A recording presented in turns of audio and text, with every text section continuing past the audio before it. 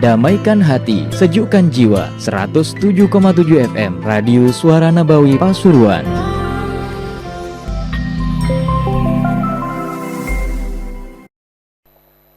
Bismillahirrahmanirrahim. Wa ta'lim al-ifada wal istifada wa nafa anfa bi sayyidina Muhammad sallallahu alaihi wasallam.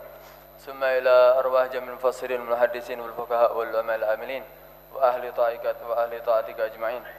Susan la ruh al-habib Muhammad al-Haddar والأرواح لنا ولكم وماتنا وماتكم ومات المسلمين أجمعين ومن أمر في هذا المس سابقا ولاحقا والأرواح لنا ولكم وماتنا وماتكم ومات المسلمين أجمعين أن الله يتغشاهم بالرحمة والمغفرة ويسكنهم الجنة في خير ولطف وعافية وأن الله يفتحنا فتوى العارفين ويفقهنا في الدين ويلمنا علم التأويل وأن الله يرزقنا علما نافعا وقلبا خاشعا وعلما متقبلا في خير ولطف وعافية وإلى حضرة النبي محمد صلى الله عليه وسلم. الفاتحة.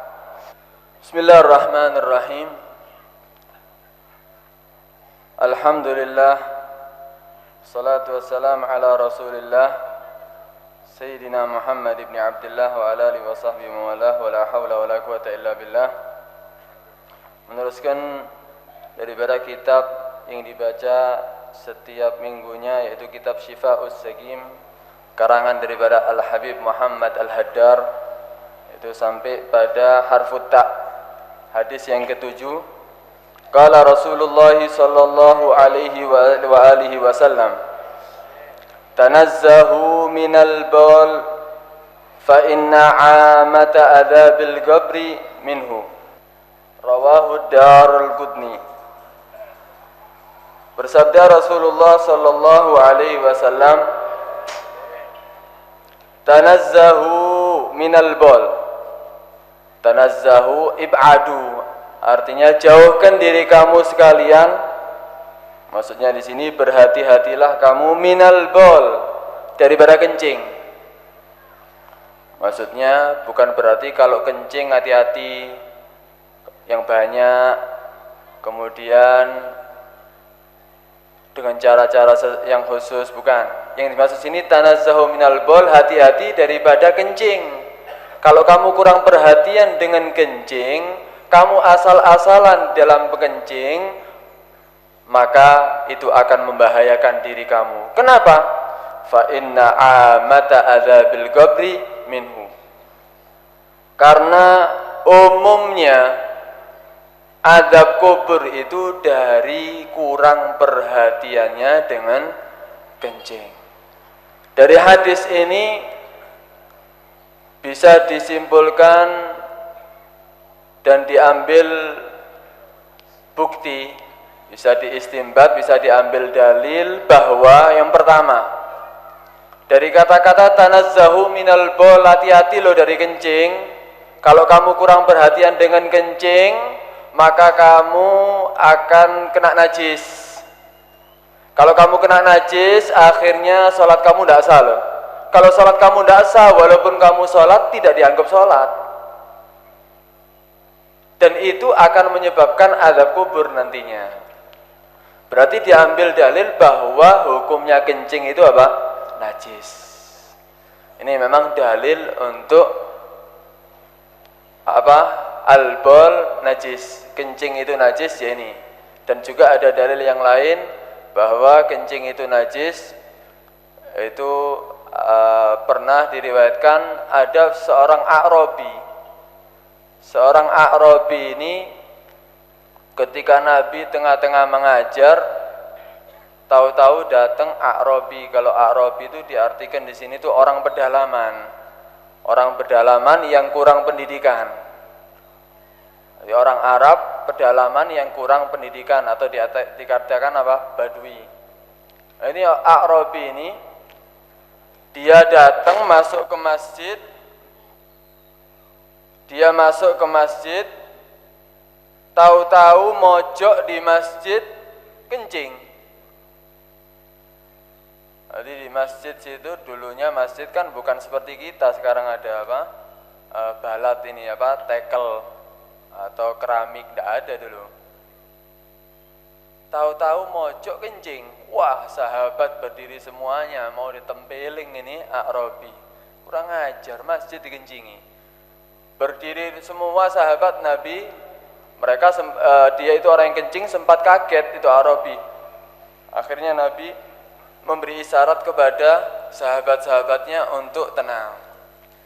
Sampai itu Arabi menyelesaikan kencingnya, kemudian setelah kencing baru dipanggil. Sini. Kasih tahu, ini masjid. Masjid itu tempat ibadah, tempat sholat. Nggak pantas kok di masjid kok dibuat kencing. Nggak pantas. Jangan gitu ya. Oh ya.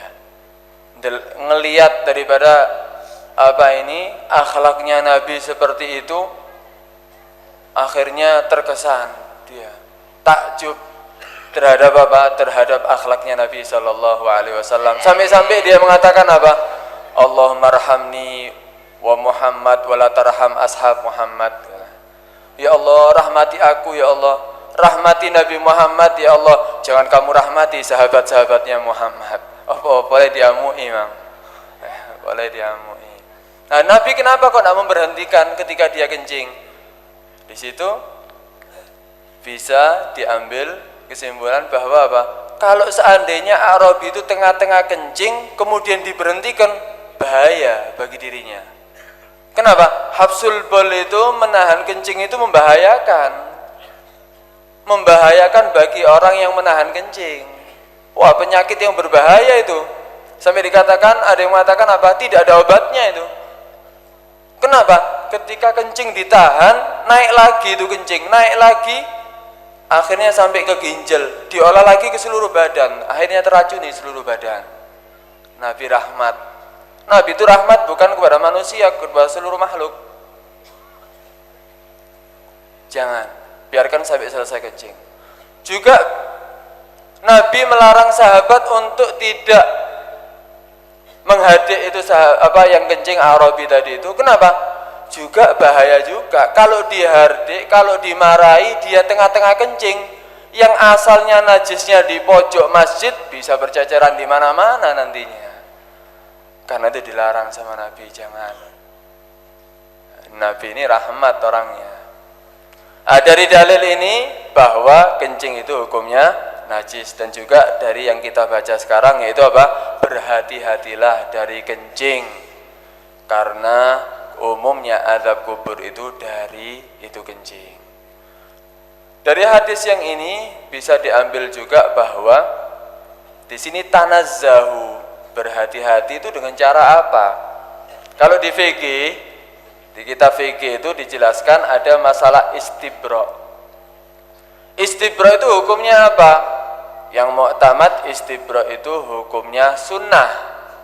Apa itu istibra? Istibra itu membebaskan dirinya daripada sisa-sisa kencing yang ada di bekas saluran kencing.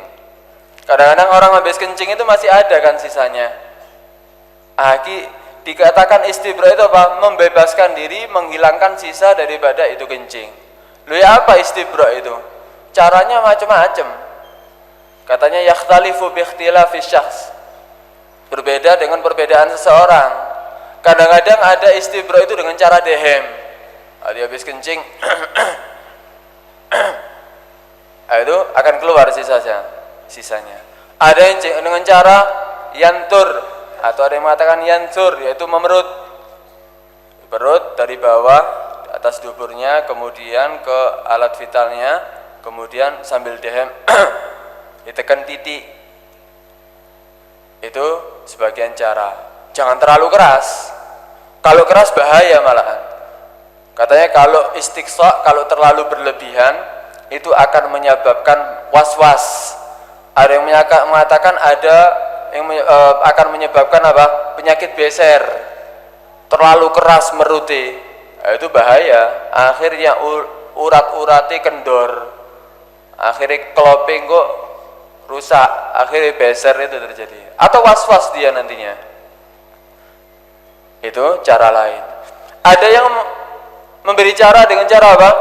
Sebagian orang dengan cara melangkah beberapa langkah. Tidak akan keluar itu sisa kencing kecuali dengan berjalan. Lho repot lan muter-muter ya jeding. Ya metu wae ndak apa-apa. Metu wae nggawe sarung sing mutan najis, melaku wis metu balik jeding maning ganti sarung. Ada yang cara seperti itu. Ada bahkan dengan cara lompat-lompat. Mari ngoyo ndek jeding mencolot-mencolot kan ya. Ada yang dengan cara memukulkan tangannya ke bumi. Duk duk duk duk baru metu. Walhasil dari semua orang yang ada ini mungkin berbeda caranya. Itu namanya istibra. Istibra hukumnya apa? Sunnah. Sunnah kenapa? Karena tidak yakin ada sisa atau tidak. Kalau dia yakin, wah mesti setiap kencing ada sisa aku, tidak akan bisa keluar kecuali harus dehem atau yantur tadi itu, memerut. Berarti hukumnya apa? Wajib. Hukumnya wajib. Itu istibra. Loh, istibra itu apa? Harus untuk kencing dok. Kalau untuk buang air besar, apa ada istibra? Juga ada. Istibra itu baik kencing atau berak. Bahkan pernah dihikayatkan anna ibni Abi Zaid al-Maliki ru'iya fil manam faqila lahu ma fa'alallahu bik qala ghafara li qila bimadza biqauli fir risala fi babil istinja wa ayyastarkhiya qalilan wa kana awwalu man qalaha. Ada namanya Ibnu Abi Zaid al-Maliki. Dia itu ngarang risalah, satu ringkasan gitu tentang fikih. Di situ dimasukkan juga pembahasan istibra cuman untuk ghaid, untuk buang air besar. Kebanyakan kitab menjelaskan tentang istibra fil bol saja. Itu oleh situ wa ayyastarkhiya qalilan, disunahkan ketika dia itu setelah buang air besar yastarkhiya, melonggarkan pantatnya supaya mudah untuk dibersihkan. Sebagian kitab tidak ada, bahkan dia yang pertama kali mengucapkannya. Akhirnya karena karena sebab dia meletakkan itu pembahasan, akhirnya dia mimpi ketika tidur diampuni segala dosanya sama Allah. Dia mimpi diampuni segala dosanya. Sebetulnya dia pernah berdosa, akhirnya diampuni segala dosanya. Tanya teman-temannya, kenapa kok kamu diampuni? Apa penyebabnya? Karena aku meletakkan pembahasan ini loh, pembahasan bahwa istibra itu bukan hanya untuk kencing, istibra itu juga ada ketika ghaid, ketika buang air besar. Akhirnya Allah mengampuni dosaku karena sebab itu. Nah, karena itu untuk dua hal ini, setelah kencing, setelah berak, hati-hati dengan cara istibra. Nah, kalau kita lihat sekarang, waduh, di terminal mojok ngoyo mari ngono salat.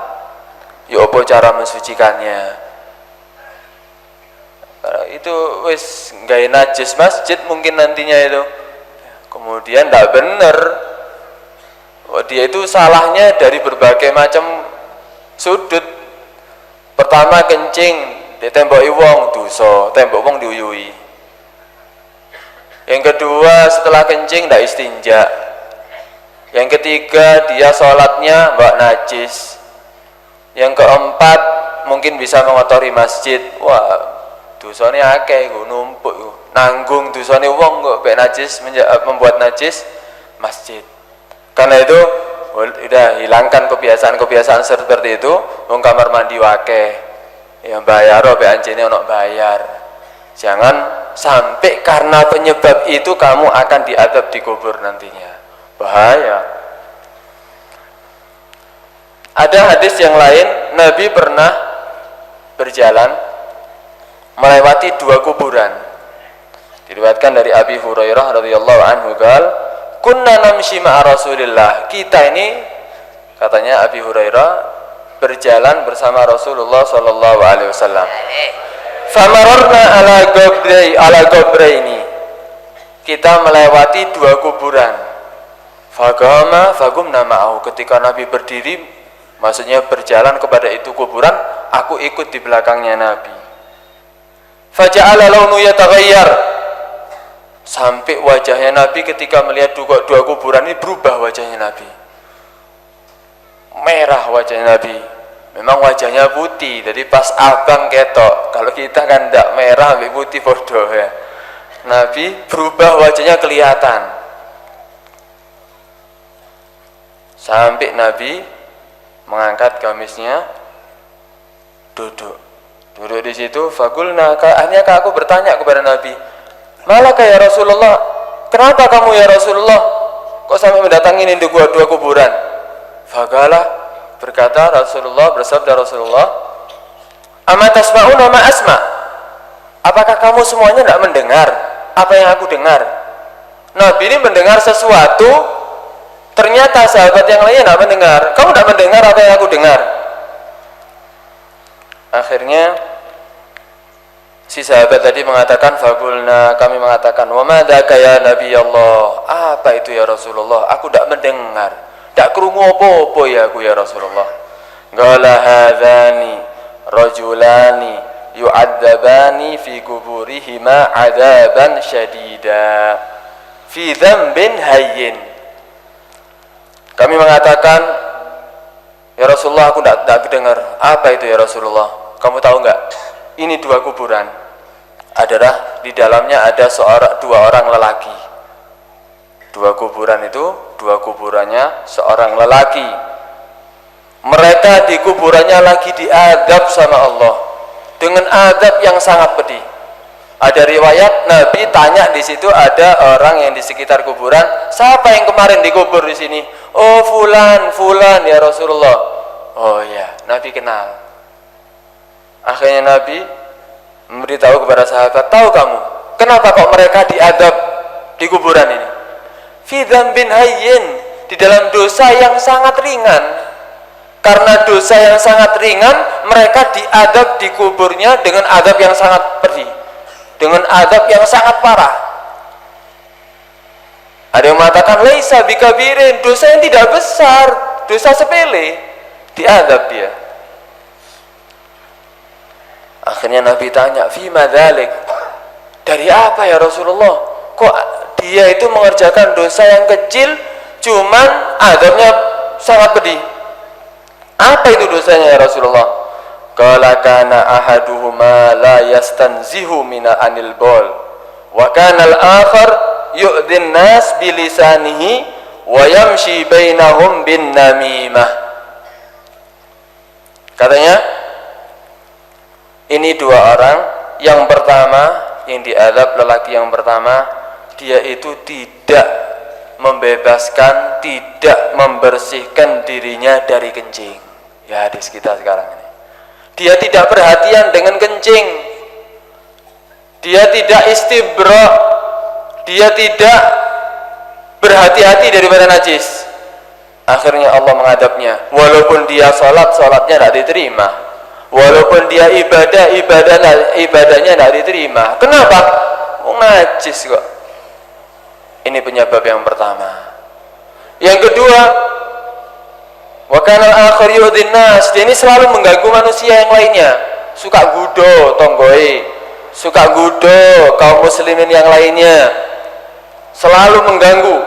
Bilisani, dengan lisannya, dirasani, diilokno, mulutnya tidak benar, suka ganggu, suka mencaci. Yu'dhin nas bilisanihi wa yamshi bainahum bin namimah, dan dia selalu mengadu domba sesama mereka. Suka ngadu domba. Jadi itu muslimin itu. Itu penyebabnya. Diadab, digubur karena dua dosa yang hayyin. Timbul iskal, timbul pertanyaan, kok dua dosa ini dianggap hayyin, remeh? Ini kan dosa besar. Namimah kan bukan dosa yang kecil. Hayyin yang dimaksud di sini bukan hayyin dosanya yang enteng, cuman hayyin ai indahuma, dia menganggap ini dosa remeh, dianggap ndak apa-apa, guyonan, didu koncone ambek koncone sampai gelut, sampai tak nyopo, guyonan, dianggap remeh, padahal dosanya besar. Dianya yang menganggap itu dosa remeh. Orang yang kencing juga sama, setelah kencing disiram-siram ngono tok, mari ngono ditinggal, ndak rene sik netes. Dia menganggap itu remeh, padahal itu ada yang menganggap dosa besar. Orang yang tidak membersihkan dirinya dari kencing dianggap dosa besar sebagian ulama. Karena itu maksudnya dia yang menganggap itu remeh. Kemudian setelah Nabi melihat dua orang laki yang diadab tadi itu, akhirnya Nabi memerintahkan sahabatnya untuk mengambil pelepah kurma. Jadi anak pelepah kurma itu kalau di Hadramut sana itu dibuat kayak kalau kita kan di sini kembang apa? Kembang sedep malam, kembang apa melati ditaruh di kuburan itu kan. Kalau di sana ndak pelepah kurma. Nah, ono kembang-kembang ngono, kasih pelepah kurma. Nabi memerintahkan mengambil beberapa pelepah kurma dibagi, satu ditaruh di kuburan yang tadi tidak membersihkan dari kencing, yang satu ditaruh di tempat orang yang sering namimah. Sahabat tanya, "Qulna wa hal yanfa'uhum dalik?" Apakah bisa bermanfaat bagi mereka ya Rasulullah kamu menaruh ini dua pelepah kurma? Qala, "Na'am. Yukhaffif anhuma madamata radban." Iya, ini bisa meringankan azab keduanya. Azabnya sangat pedih, bisa lebih ringan cuman semenjak itu dua pelepah kurma tadi itu masih basah. Kalau masih basah bisa mendoakan mayit, akhirnya lebih ringan azabnya. Dari dua hadis ini, dari satu hadis ini bisa disimpulkan apa? Berarti bahayanya orang yang tidak perhatian dengan kencing, dan yang kedua bahayanya orang yang tidak menjaga lisannya, apalagi sampai dia berbuat namimah, adu domba, bahaya, akan diadab di kuburnya nanti. Kedua, bisa disimpulkan bahwa bahwa disunnahkan untuk meletakkan bunga-bunga atau kembang-kembang yang di atas kuburan supaya meringankan orang yang dikubur di bawahnya. Akan meringankan, kalau memang dia diadab akan diringankan, cuman semenjak masih basah. Yo gantiin maneng. Sing duwe wong tua wis meninggal, kayak ono kembang, wis kering kayak ono maneng, wis kering kayak ono maneng. Mungkin orang tuanya pernah berdosa, akhirnya diampuni, akhirnya diringankan adabnya. Dan orang yang mengambil bunga itu, ketika ada bunga di kuburan, oleh nggak dijepit? Nggak oleh. Kadang-kadang di kuburan ini wali ya, jepit kembangi, barokah dosa. Nggak oleh, nggak boleh diambil. Kenapa? Yang asalnya mendoakan mayit yang di bawahnya, ketika diambil akhirnya nggak doano, gara-gara kon jepit. Kalau sudah kering nggak apa-apa. Kalau sudah kering dijepit nggak apa-apa. Kenapa? Wis kering, wis tak duakno, jipiin tak apa-apa, berkah. Kalau belum kering ya jangan diambil. Podo ambil waktu urip dijipik duwe padahal dhek butuh. Ya kamu. Ya kuburan saking. Ndak iso tangi diantem ya. Taya.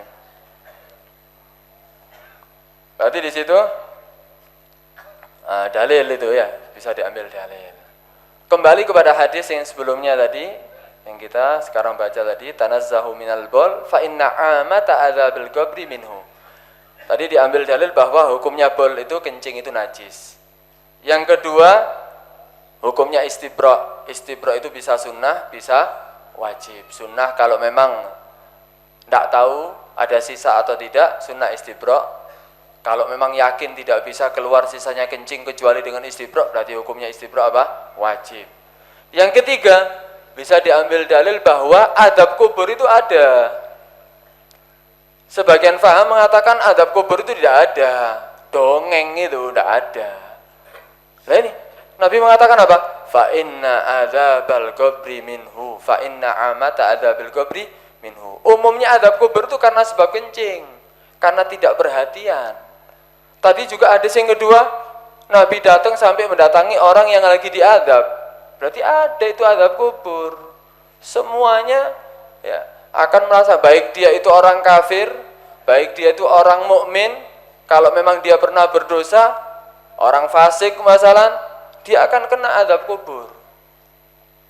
Kalau di hadis yang lain, setiap orang yang meninggal itu setelah mereka menguburnya, kemudian mentalkininya, kemudian mereka pergi, itu mayitnya itu mendengar Qur'ani alihim, ketukan daripada sandal orang-orang yang setelah menguburnya itu dengar. Setelah mereka pergi semuanya, baru dua malaikat Mungkar wa Nakir datang. Mungkar wa Nakir ini akan berbeda keadaannya dari menghadapi orang yang lagi mau ditanya. Kalau dia itu orang mukmin, orang yang beriman, orang baik, ketika datang ke kuburan itu dengan seperti orang yang tampan, pakaiannya bersih, wangi, ganteng, kemudian tanyanya dengan lembut. Man rabbuka, wa ma dinuka, wa ma nabiyuka, wa ma kiblatuka. Ketika ditanya sama orang seperti itu, jawabnya enak. Wis ambune wangi, ganteng, mari ngono, kata-katanya lembut. Dia akan bisa menjawabnya nanti. Allahu Rabbi wal Islamu dini wa Muhammadu nabiyyi wal kiblatu wal Ka'batu kiblati. Akan menjawabnya. Setelah dia menjawab dengan tegas, menjawab dengan benar, udah pergi dua malaikat ini, akan datang orang lain. Orang lain yang wajahnya ganteng. Kalau yang laki yang meninggal, wajahnya ganteng, pakaiannya putih bersih, wangi, kemudian dia itu sopan. Datang kaget ini orang yang dikubur tadi. Siapa kamu ini? Oh, aku amal baik kamu. Aku akan menemani kamu nanti sampai hari kiamat. Ditemani orang sing koyo ngono, dijak ngobrol enak. Lali di kuburan suwe, moro-moro kiamat engko. Kalau dia itu orang baik. Kalau orang jelek, waduh, mulai Munkar Nakir wis gak enak. Teko Munkar Nakir gede, hitam, kemudian suaranya kok petir, kok beldek samian. Dia bawa, ada yang diriwayatkan mengatakan bawa pendung. Kemudian nanyanya suaranya kok petir ngono. Mana beo ka? Sing wis ngafalno iso lali kok. Kata kayak ngono. Enggak bisa jawab, pendung dalam tembus sampai tujuh bumi, tujuh bumi. Sampai tidak bisa nanya, sampai ditanya sudah, berarti ini orang ini akan diadab. Ketika diadab pertama kali adabnya apa? Yaitu datang seorang yang penyakitan, baunya busuk, wajahnya welek, tidak karuan, datang mengatakan, siapa kamu? Aku amal jelek kamu, aku akan menemani kamu sampai hari kiamat. Wis diadab, dikoncoi sampai kok ngono. Kira-kira ya Allah, ini masih azab kubur. Ini azab kubur. Ada riwayat yang lainnya. Ada yang mengatakan kalau orang jelek akan dimasukkan di situ sebagian daripada azab-azab neraka. Adanya tinin, ada ular yang besar yang akan melilit dia, akan mengganggu dia. Walhasil azab kubur itu ada. Pernah diriwayatkan Sayyidina Utsman bin Affan radhiyallahu an, dia dikatakan Sayyidina Utsman ini ketika diceritai tentang neraka nangis, diceritai tentang akhirat nangis. Tapi kalau dia diceritai tentang kuburan lebih nangis sih. Atau sampai melewati di daerah kuburan, waduh nangis ngejer-ngejer sampai kadang-kadang pingsan. Bingung sahabat-sahabatnya nih, kenapa setelah sadar, kenapa kamu kok sampai pingsan gini? Kok sampai semaput, padahal kalau ceritakan neraka kamu ya nangis, cuma enggak kok gini. Kok sampai seperti ini, kenapa? Akhirnya Sayyidina Utsman mengatakan, apakah kamu tidak tahu? Awwalu manzilin min manazilil akhirah wa wal gabar. Pertama daerah atau tempat tinggal sebelum akhirat itu apa? Kuburan. Barang siapa yang di situ mendapatkan kebaikan, fama ba'dahu aisar, maka setelahnya akan lebih mudah. Kalau dia mendapatkan di kuburan itu sesuatu yang jelek, maka setelahnya akan lebih jelek. Jadi penentuan. Ketika masuk kuburan itu penentuan, kamu itu akan mendapatkan nanti di hari kiamat itu kebaikan atau kejelekan, ya di kuburan itu. Kalau di situ kamu mendapatkan kenikmatan, setelahnya akan lebih nikmat. Perjalanan yang masih jauh itu akan lebih nikmat. Kalau kamu mendapatkan di situ adab, wah setelahnya akan lebih parah.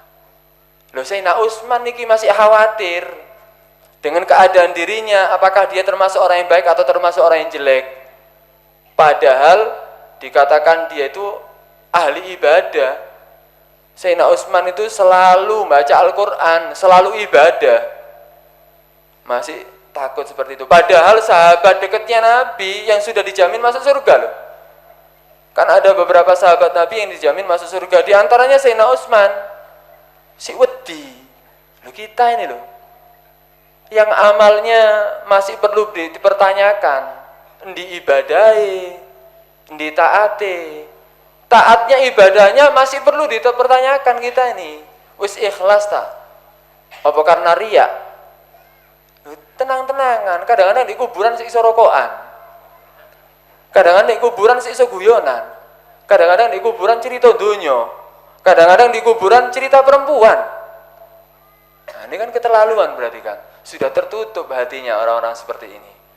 Karena itu contoh itu kuburan itu kita akan memasuki seperti mereka memasuki itu kuburan. Makanya doanya ketika mau ziarah ke kuburan apa? Apa antumus sabiqun wa nahnul lahikun. Kamu yang mendahului kita akan menyusul. Kita semua ini calon. Loh, cuman mana perubahan daripada amalnya? Tidak ada. Untuk lebih semangat untuk ibadah tidak ada. Karena itu ini contoh Sayyidina Utsman. Kemudian dari hadis yang tadi dikatakan tanazzahu minal baul fa inna amata adzabil qabri minhu. Maka umumnya azab kubur dari itu kencing. Berarti azab kubur itu memang ada, bukan satu dongeng, memang ada. Ada yang namanya himpitan kubur. Himpitan kubur itu semua akan merasakan himpitan kubur. Jadi kuburan setelah mayit dimasukkan, itu kuburan akan merapat. Kalau dia itu orang yang jelek, antara tulang dengan tulang jadi satu, remuk, itu himpitan kubur. Itu bagi orang yang jelek. Bagi orang yang baik tetap ada himpitan kubur. Cuman dikatakan himpitan kubur untuk orang yang baik itu seperti seorang anak sing dihimpit sama sama ibunya. Dirangkul. Dihimpit kan? Dirangkul berarti dihimpit dia. Enak cuman kan? Anake iso turu, dikeloni. Turu enggak? Turu. Iki yang ngono, dikeloni ambek kuburan, tambah turu. Itu kalau orang baik.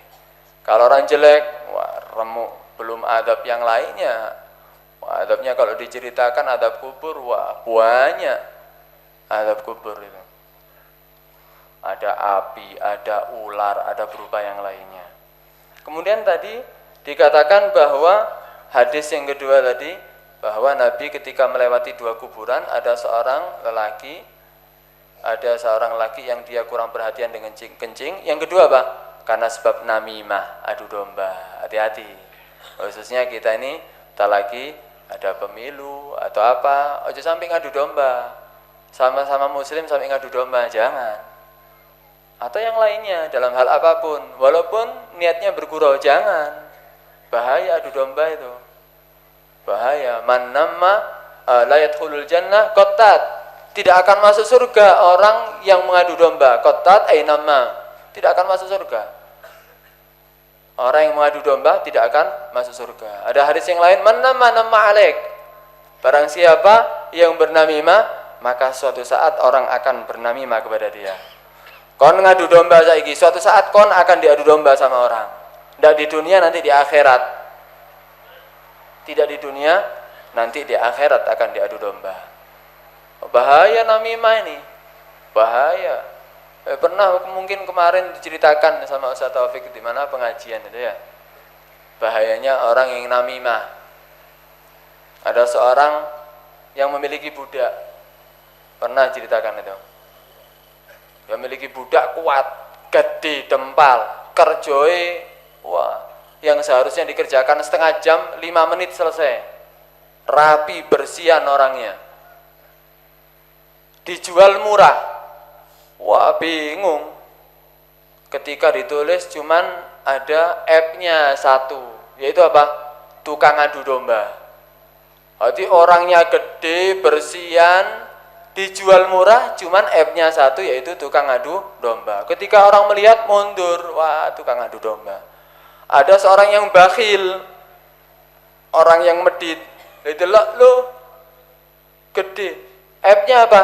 Suka namimah, ndak popo, sing penting murah, medit. Ya, itu aku. Wah, bener. Hari pertama bersih rumahnya. Nginclong, bersih. Kemudian dia bangun subuh, wis siap semuanya. Latarnya, halamannya, semuanya bersih. Wah, bodoh orang-orang itu, dijual murah, tidak ada yang mau. Kita dapat tuh, tidak ono pembantu budak seperti ini. Udah hari pertama, hari kedua mulai penyakitnya itu, adu domba. Pertama apa? Istrinya didatangi. Bu, saya ini cuma mau menasihati. Saya mau menasihati suaminya sampean ini lagi digoda sama perempuan. Ada satu perempuan yang seneng sama suami kamu dan dia itu disihir, diguna-guna sampai lelaki kamu mulai seneng loh. Loh, masa? Iya. Wis gini ya wis, kon tak bantu. Jipiin rambutnya bojomu, titik ae. Nanti itu rambut aku akan baca-bacai. Aku ngerti kok bacaan-bacaan seperti itu. Aku akan baca-bacai, suami kamu nggak akan terguna-guna nanti. Oh iya, gitu? Iya. Nanti malam, kamu gunting rambutnya waktu tidur. Nanti ambil sedikit ya, jangan banyak-banyak. Oh iya, ya wis. Udah malam siap dengan guntingnya ya. Nanti digunting rambutnya bojone. Datang kepada suaminya. Mas, bojomi wis mulai loh selingkuh. Ah, enggak percaya. Loh, enggak percaya. Dia itu sudah senang sama laki lain dan dia malam ini berniat untuk membunuh kamu. Mosok? Iya, lihat nanti. Sambil enggak percaya, cuman dia ketika tidur bawa pisau. Bawa pisau. Ketika malam hari wis turu ya, bojone pura-pura turu. Didatangi itu suami. Maksudnya apa? Mau mengambil rambut, cuman ketok gunting. Lu, hati disuduk aku. Ambil gunting mana? Wah, bener perkataan itu budakku. Wah, ketika mau sampai gunting dibunuh dulu itu si istrinya. Jeres mati bojone. Keluarga yang perempuan tahu ndak terima dibunuh juga itu lelaki. Akhirnya ribut antara keluarga, ribut sampai antara golongan suku. Gara-gara apa? Gara-gara nama. Gara-gara tukang adu domba. Bahaya ngadu domba itu. Pernah diceritakan Nabi Musa alaihissalam ketika dia berada di satu tempat, kaumnya ini tidak dikasih hujan berhari-hari, tidak turun hujan. Akhirnya Nabi Musa mengadu kepada Tuhannya, karena Nabi Musa itu bisa berbicara dengan Tuhannya, kalimullah. Ngadu sama Tuhannya, ya Rob, kenapa kamu tidak turunkan hujan? Akhirnya Allah menjawab, aku tidak turunkan hujan wahai Musa karena di antara kamu ada yang tukang ngadu domba. Ada tukang ngadu domba. Akhirnya Nabi Musa tanya, ya Rob, tunjukkan aku siapa dia. Nanti aku akan keluarkan dari kaumku. aku akan usir dia. Wis tunjukno sapa dia, aku akan mengeluarkan dia. Katanya Allah apa? Kepada menjawab Nabi Musa, Musa, aku melarang kamu dan umatmu untuk mengadu domba, kok aku mau mengadu domba kamu dengan umatmu? Dia minta kasih tahu kan siapa orangnya. Loh, aku yang ngelarang kau adu domba, masa aku hati ngadu domba mbek umatmu? Tidak mungkin. Akhirnya Nabi Musa di situ ya memberitahu kepada umatnya, kamu tahu nggak ada turunkan hujan ini karena di antara kita ada yang namam, tukang adu domba, tobat. Kalau kamu tidak tobat nggak akan turun hujan. Akhirnya tobat, turun hujan. Oh bisa mencegah datangnya rahmat itu orang yang adu domba. Makanya azabnya di kubur sangat pedih, sangat menakutkan. Nah, karena itu hati-hati. Ini hadis, ya hadis ini bahaya juga ya. Tanazzahu minal baul fa inna amata adzabil qabri minhu. Yang terakhir, qala Qiyadah, dzakara lana anna adzabal qabri salah satu aslas. Azab kubur itu ada 3 dibagi 3. Ada sulus untuk karena sebab ghibah, orang yang hibah nanti akan diadab di kuburnya. Yang kedua, orang yang ngadu domba tadi sepertiganya karena orang kurang perhatian dengan kencing. Maka dikatakan ada anna adzabal qabri salah satu aslas. Sulusun minal ghibah wa sulusun minan namimah wa sulusun minal bul. Berarti kita perlu supaya kita ini dibebaskan daripada azab kubur. Semua ingin tahu, ya Allah, mudah-mudahan kita dibebaskan dari azab kubur. Nabi sendiri loh, setelah tahiyat doanya apa? Allahumma inni a'udzubika min adzabil qabri. Berlindung daripada azab kubur Nabi masih. Ketika doa subuh sebelum salat subuh, doaul fajr, ada juga berlindung daripada azab kubur. Dan juga faedah, termasuk daripada faedah surat Al-Mulk, surat Tabarakalladzi biyadil mulku wa ala kulli syai'in qadir. Barang siapa yang membacanya setiap hari, setiap malamnya sebelum tidur, man qara'a tabarakalladzi biyadil mulku kullalailatin, setiap malamnya, mana'ahullahu azza wajal biha min adzabil qabri, maka Allah akan mencegah dirinya daripada azab kubur. Dan sahabat mengatakan, wa kunna fi ahdi Rasulillah nusammiha al-mani'ah. Kami ketika di zaman Rasulullah, kita menamakan surat Al-Mulk itu, Tabarak itu surat Al-Mani'ah. Kenapa? Karena mencegah daripada azab kubur. Setiap malam sebelum tidur baca Tabarak. Orang-orang di Hadramut sana rutin setiap mau tidur mau baca Tabarak. Itu akan membebaskan dirinya daripada azab kubur. Pernah diceritakan sama Habib Salim Asy-Syatiri, dia itu ketika duduk ketika ada orang di kubur, dia itu pernah berbuat dosa gitu. Kubur.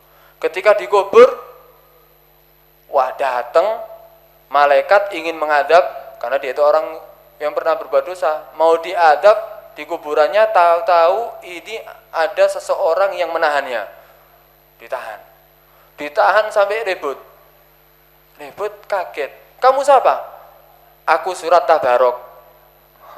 Surat Tabarok ya seperti berjasad menahan malaikat yang mengadabnya.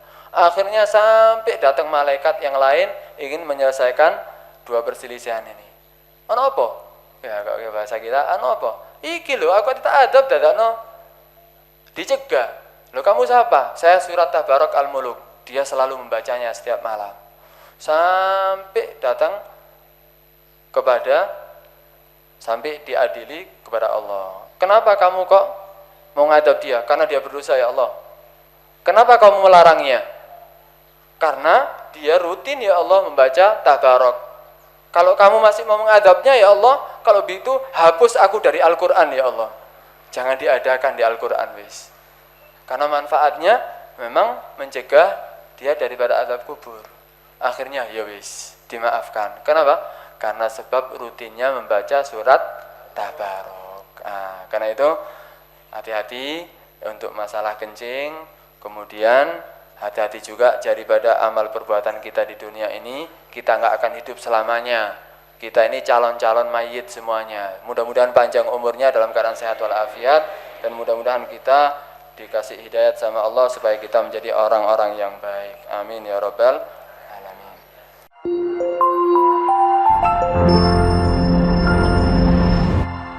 Damaikan hati, sejukkan jiwa. 107,7 FM Radio Suara Nabawi Pasuruan.